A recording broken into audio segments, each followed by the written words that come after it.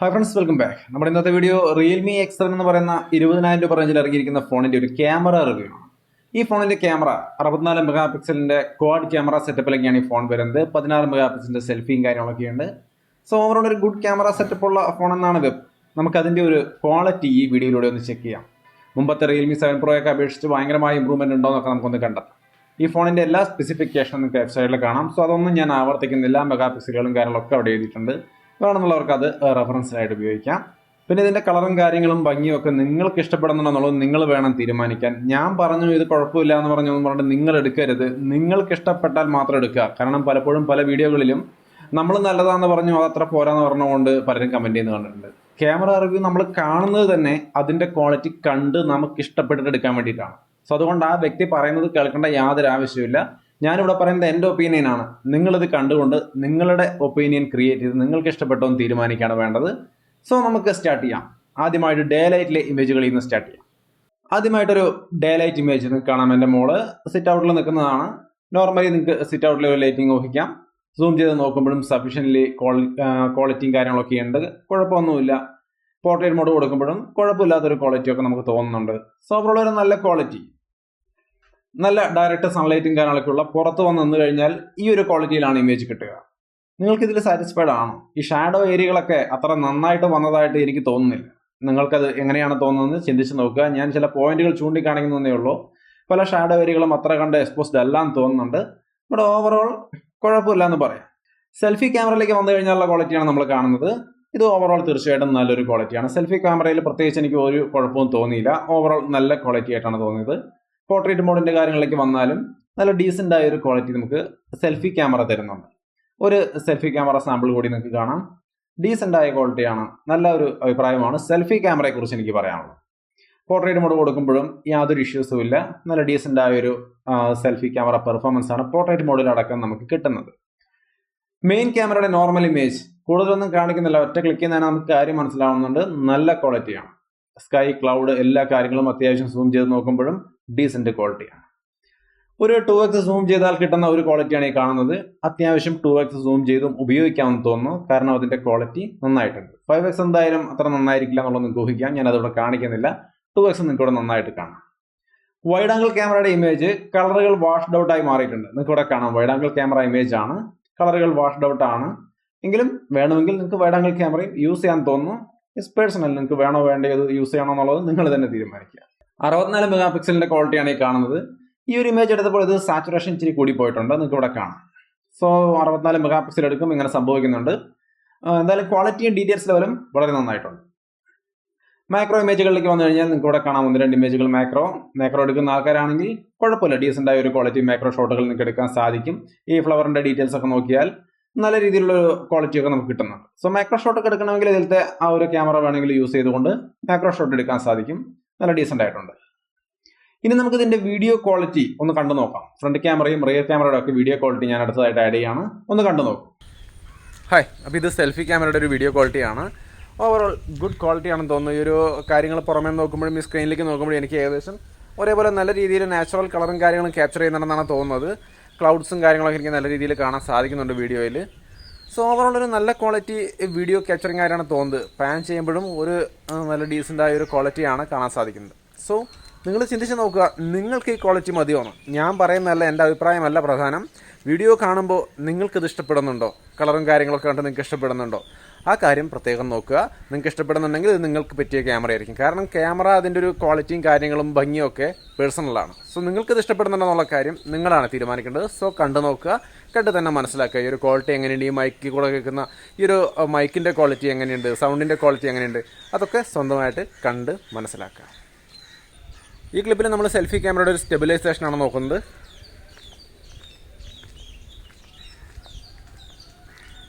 Okay, അപ്പോൾ അതാണ് അതിൻ്റെ ഒരു സ്റ്റെബിലൈസേഷൻ ലെവൽ എന്ന് പറയുന്നത്.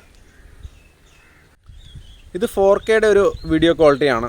4K നമ്മൾ യൂസ് ചെയ്യാൻ തുടങ്ങി കഴിഞ്ഞാൽ 4K 30 ഫ്രെയിം പെർ സെക്കൻഡാണ് വീഡിയോ റെക്കോർഡ് ചെയ്യാൻ സാധിക്കുക.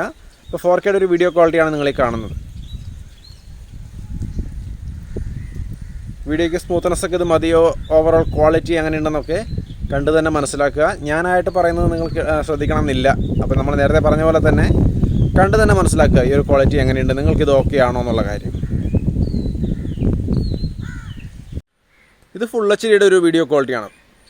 അപ്പോൾ ഫുൾ എച്ച് ഡിയിൽ വീഡിയോ റെക്കോർഡ് ചെയ്യുമ്പോഴൊരു ക്വാളിറ്റിയാണ് നിങ്ങൾ ഈ കാണുന്നത്. എങ്ങനെയുണ്ട്, ഇത് നിങ്ങൾക്ക് മതിയാവുമോ എന്നുള്ളത് ചിന്തിച്ച് നോക്കുക. എന്തായാലും ഫുൾ എച്ച് ഡിയിലും ഒരു കുഴപ്പമില്ലാത്തൊരു ക്വാളിറ്റി ഉണ്ട്.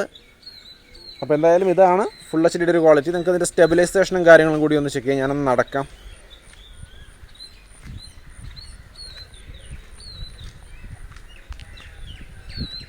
ഓക്കെ, അപ്പം നടക്കുമ്പോഴുള്ളൊരു വീഡിയോയുടെ സ്റ്റെബിലൈസേഷൻ ടെസ്റ്റ് ആയിരുന്നു. കുഴപ്പമില്ല, നല്ല രീതിയിൽ സ്റ്റെബിലൈസേഷൻ ഉണ്ടെന്ന് തോന്നുന്നു.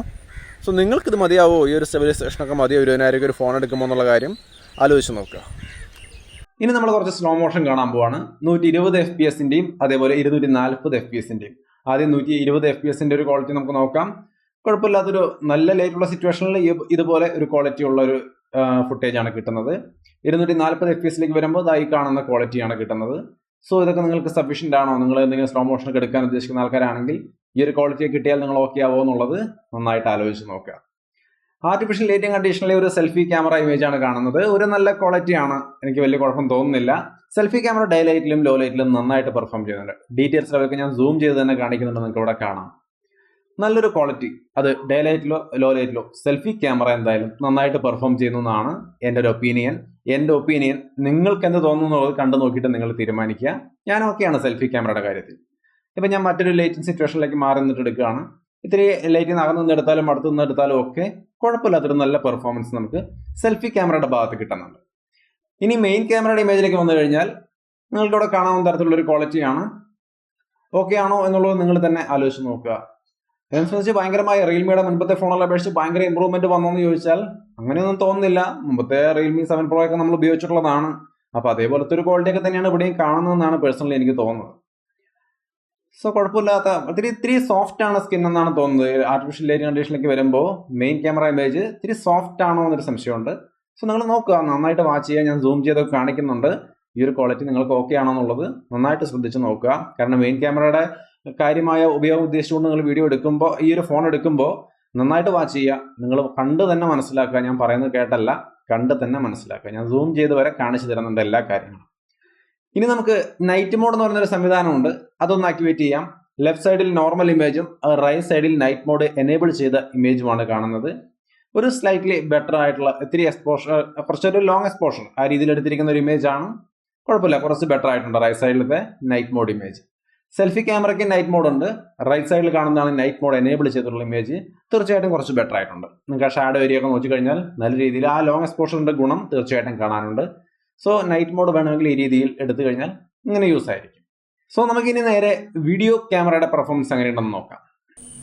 ഹായ്, അപ്പോൾ ഇത് സെൽഫി ക്യാമറയുടെ ഒരു വീഡിയോ ക്വാളിറ്റിയാണ്. അപ്പോൾ നിങ്ങൾക്കിവിടെ സെൽഫി ക്യാമറയുടെ വീഡിയോ ക്വാളിറ്റി ഡയറക്റ്റ് അല്ല, ആർട്ടിഫിഷ്യൽ ലൈറ്റിംഗ് കണ്ടീഷൻ, ഒറ്റ ലൈറ്റേ ഉള്ളൂ. നമ്മുടെ വീടിന്റെ മുന്നിലത്തെ ഒറ്റ ബൾബുമുള്ള ഒരു ക്വാളിറ്റിയാണ് നിങ്ങൾ കാണുന്നത്. ഏകദേശം ബൾബും ഞാൻ തമ്മിൽ 1.5 മീറ്ററിന്റെ ഗ്യാപ്പേ ഉള്ളൂ. അപ്പോൾ ഈ ഒരു ലെവലിൽ നിൽക്കുമ്പോൾ ഈ ഒരു ക്വാളിറ്റി കിട്ടും. നമ്മളിപ്പോൾ ലൈറ്റിന്റെ അടുത്ത് മാറുകയാണെങ്കിൽ അതിനനുസരിച്ച് ക്വാളിറ്റിയിൽ ഡിഫറൻസ് വരുന്നത് നിങ്ങൾക്ക് കാണാം. നോയ്സ് ഉണ്ട് കാണാം, ഈ ഒരു ഭാഗത്തൊക്കെ നോയ്സ് ഉണ്ട് മൊത്തത്തിൽ. അതാണ് ഒരു കാര്യമായിട്ട് പറയാനുള്ളൂ. ബാക്കി ഓവറോൾ കുഴപ്പമില്ല. നമുക്കൊരു ആർട്ടിഫിഷ്യൽ ഒറ്റ ബൾബിന്റെ സഹായത്തിൽ ഈ ഒരു വീഡിയോ ക്വാളിറ്റി കിട്ടുക എന്ന് പറഞ്ഞാൽ തീർച്ചയായിട്ടും കുഴപ്പമില്ലാത്ത ദിവസത്തിൽ. അപ്പോൾ നിങ്ങൾക്ക് ഇത് ഇഷ്ടപ്പെടുന്നുണ്ടെന്നുള്ളത് നിങ്ങളാണ് തീരുമാനിക്കേണ്ടത്. ഞാൻ എൻ്റെ ഒരു ഒപ്പീനിയനിൽ കുഴപ്പമില്ലെന്നാണ് പറഞ്ഞത്.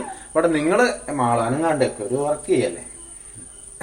അപ്പോൾ നിങ്ങൾക്ക് നിങ്ങളുടെ പേയ്മെന്റ് 20,000 കൊടുത്തൊരു ഫോൺ എടുക്കുമ്പോൾ ഈ ഒരു ക്വാളിറ്റി മതിയോ എന്നുള്ളത് നിങ്ങളാണ് ആലോചിച്ച് തീരുമാനിക്കേണ്ടത്. സോ എന്തായാലും ഈ ഒരു ക്വാളിറ്റി കുഴപ്പമില്ലെന്നാണ് എനിക്ക് തോന്നുന്നത്. ഹായ്, അപ്പോൾ ഇത് മെയിൻ ക്യാമറയുടെ ഒരു വീഡിയോ ക്വാളിറ്റിയാണ്. നമ്മൾ നേരത്തെ കണ്ട സെൽഫി ക്യാമറയുടെ വീഡിയോ ക്വാളിറ്റി ആയിരുന്നു. മെയിൻ ക്യാമറയ്ക്ക് വരുമ്പോഴും സെയിം സിംഗിൾ ലൈറ്റ് തന്നെയുള്ളൂ. ഇവിടെ ആ ഒറ്റ സിംഗിൾ ലൈറ്റും വന്ന് നമുക്ക് കിട്ടുന്ന ഒരു ലൈറ്റുമുള്ള ആ ഒരു സെറ്റപ്പിൽ നിന്നാണ് നമ്മൾ ഈ ഒരു വീഡിയോ എടുക്കുന്നത്. എന്നാലും അതിൻ്റെ ഒരു ക്വാളിറ്റി ഇങ്ങനെയൊക്കെയാണ് നിങ്ങൾക്ക് കിട്ടുക.